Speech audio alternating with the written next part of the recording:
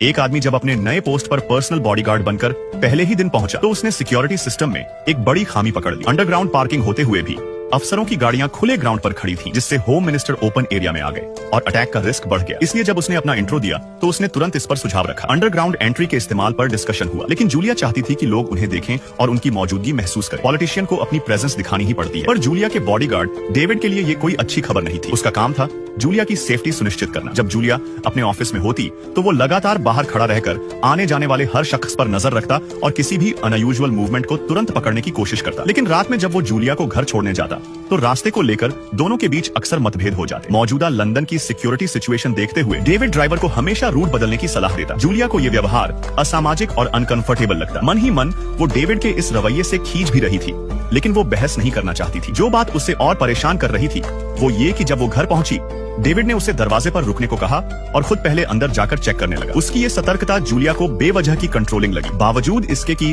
उसे जाने का ऑर्डर मिल चुका था, डेविड ने तब भी अपना फर्ज निभाया और उसकी पर्सनल सेफ्टी सुनिश्चित की। उसी वक्त जूलिया की नजर टीवी स्क्रीन पर पड़ी और उसे पता चला कि हाई स्पीड रेल अटैक का हीरो और उसका बॉडीगार्ड दरअसल एक ही आदमी है। ये जानकर उसके मन में डेविड के लिए सोच बदल गई और उसने अपने आज के व्यवहार पर खुद को शर्मिंदा महसूस किया। डेविड ने उसकी प्रतिक्रिया को सहजता से लिया, जैसे वो पहले से ही सब समझता हो। माहौल थोड़ा नरम हो गया। अगले दिन जूलिया ने इन्वेस्टिगेशन लॉ पास कराने के लिए बड़े प्रिपरेशन के साथ टीवी स्पीच की तैयारी की, लेकिन स्टेज पर जाने से ठीक पहले टाइम की कमी के चलते डेविड ने बिना कुछ कहे अपनी शर्ट उतारकर उसे थमा दी। यही उस वक्त का सबसे अच्छा सोल्यूशन था। जब उसने वो शर्ट पहनी तो उसे पहली बार डेविड की मौजूदगी में एक अजीब सी गर्माहट महसूस हुई। वो आदमी जिसकी शक्ल हमेशा सीरियस रहती थी, उसके अंदर भी कोमलता और इंसानी गर्मी थी, मगर वो नहीं जानती थी कि डेविड के दिल में एक पुरानी गांठ थी। वॉरजोन के एक्सपीरियंस ने उसे खुद पर कंट्रोल करना सिखा दिया था। जब भी वो अपने उन साथियों को याद करता जिन्हें पॉलिटिशियंस ने जंग में बलिदान कर दिया था, उसके अंदर कुछ बड़ा करने की फीलिंग उठती। लेकिन बच्चों की जिम्मेदारी ने उसे थाम रखा था और उसी उलझन में उसने ये जॉब ज्वाइन की। तभी एक मैसेज आया कि उसे